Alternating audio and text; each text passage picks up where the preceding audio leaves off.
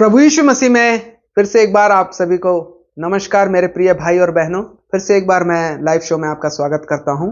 दोस्तों, आज मैं आपसे बात करने वाला हूं कि स्पेन में एक ऐसा स्टैचू है, म्यूजियम में, स्पेन के एक म्यूजियम में एक ऐसा स्टैचू है जिसमें 3 रिलीजन को बताया गया है, 3 धर्म को दिखाया गया है। और जो मैं आपको फोटो दिखा रहा हूं, इस फोटो को आप देखिए। उस स्पेन का जो फोटो है मैं आपको दिखा रहा हूं उस मूर्ति का, कि वो सबसे पहले जो झुका है वो मूर्ति जो है मुस्लिम का है, ठीक है। और जो उसके ऊपर है वो क्रिश्चियन का है, जो मुस्लिम के ऊपर है, जो सजदा कर रहा है, जो मुस्लिम सजदा कर रहा है, उस मुस्लिम का जो है मतलब जो फोटो है जो सजदा कर रहा है वो सबसे नीचे है।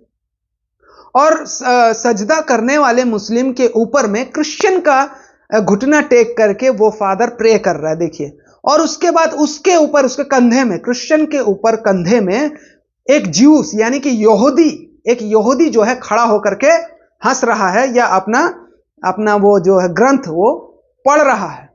तो ये जो है ये बहुत विवाद हुए इस बात पर।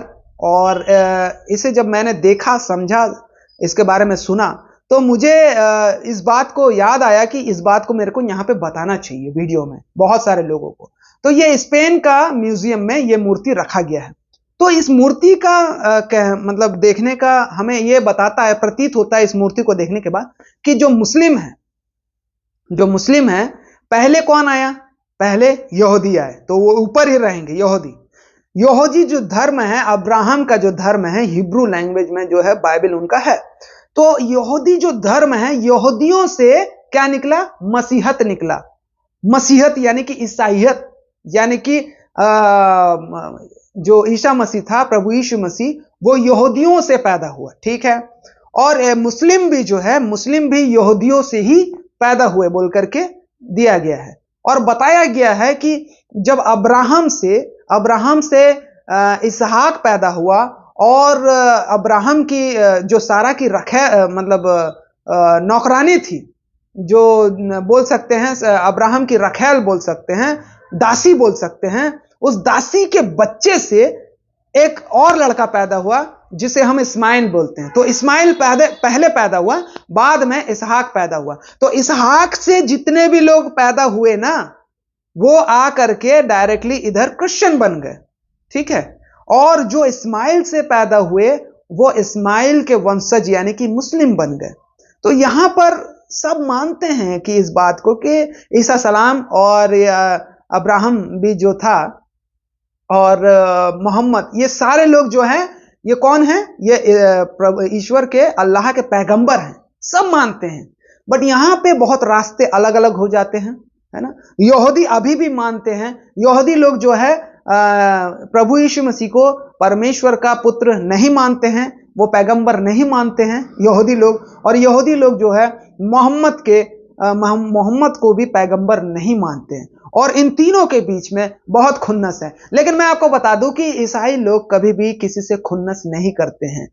क्रिश्चियंस जो है ना मुस्लिम से खुन्नस करते हैं, मतलब मुस्लिम से उनका कोई मतलब लड़ाई झगड़ा नहीं है, और यहूदी से भी नहीं है। लेकिन यहूदी जो है वो इससे लड़ता है, किससे? मुस्लिम से लड़ता है और क्रिश्चियनों से लड़ता है, और दोनों से बैर भाव करके रखे रहता है। क्योंकि एक तो यहूदा के वंश का हो गया, याकूब के जो 12 पुत्र थे उसका जो बेटा था यहूदा के वंश में से जो संतान निकला वो यीशु मसीह कहलाया। और जो इस्माइल के वंश में से निकला उसको मुस्लिम रिलीजन में बदल दिया गया।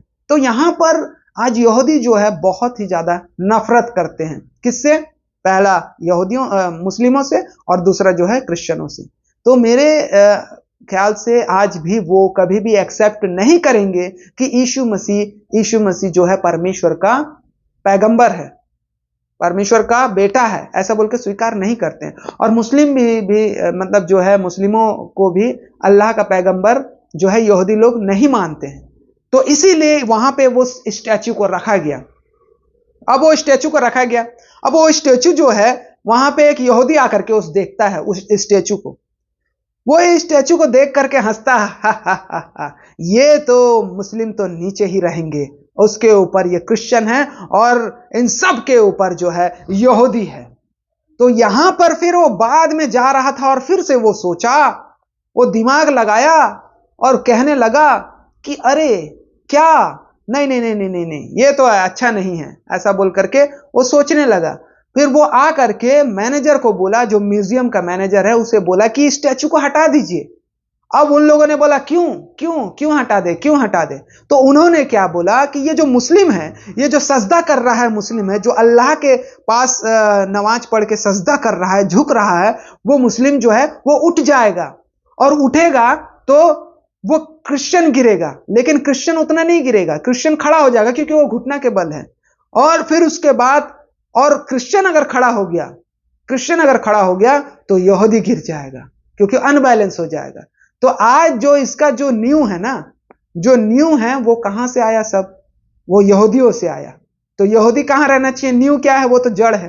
तो यहूदी जो है वो जड़ है, और उसके बाद जो है उसमें जो तना है, जो तना है वो क्या है?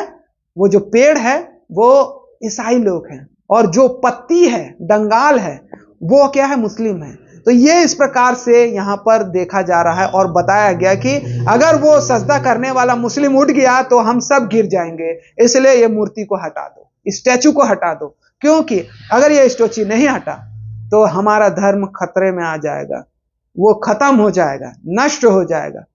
तो मैं आज इसी बात को बोलना चाहता हूं, ये सब एक ही परिवार के लोग हैं, ठीक है? यहूदी, मुस्लिम और ईसाईयत, ये सब एक ही परिवार के लोग हैं। बस इस परिवार में क्या है, हमें मेल जोल बना करके रखना है। और यहूदी भाई लोगों से यही अनुरोध है, मुस्लिम भाई लोगों से यही अनुरोध है, और मसीह भाई लोगों से भी यही अनुरोध है कि सब कभी भी मतलब अलग अलग है ना कहें, क्योंकि सब एक ही परमेश्वर के पुत्र हैं, एक ही ईश्वर के बनाए हुए हैं, है ना? तो ये सारे लोग, हम लोग एक ही हैं, लेकिन परमेश्वर के पुत्र के द्वारा परमेश्वर ने एक संदेश भेजा था, जो परमेश्वर ने प्रभु यीशु मसीह के द्वारा दिया, और यीशु मसीह ने लोगों को बताया। और यही संदेश जो है यूहन्ना में लिखा गया है कि वो देह धारण किया और हमारे पापों के लिए उसे मारा गया, गाड़ा गया, मुर्दों में से वो तीसरे दिन जी उठा। इस बात पर हम विश्वास करके आज हम सब प्रभु को ग्रहण करके ऐसा रहते हैं। तो बाइबिल के अनुसार, कुरान के अनुसार, या हिब्रू बाइबिल के अनुसार जो है, हिब्रू की जो ग्रंथ है, यहूदियों की जो ग्रंथ है, ये तीनों पुस्तकें एक ही रास्ता में ले जाती है हमें, वो भी परमेश्वर की ओर, अल्लाह की ओर और यहोवा की ओर। ये तीनों एक ही हैं, लेकिन हम अपने रास्ते अलग अलग कर दिए हैं अपनी मनसा के हिसाब से। तो याद रखें, इस बात को ज्यादा से ज्यादा शेयर करें, लोगों को बताएं, ताकि सत्य को जानने में लोगों को आसानी हो। तो दोस्तों, इसी प्रकार से नए वीडियो के साथ फिर से मुलाकात करेंगे। तब तक के लिए हम आपसे अलविदा चाहते हैं। परमेश्वर आप सभी को आशीष दे। नमस्कार, गुड बाय।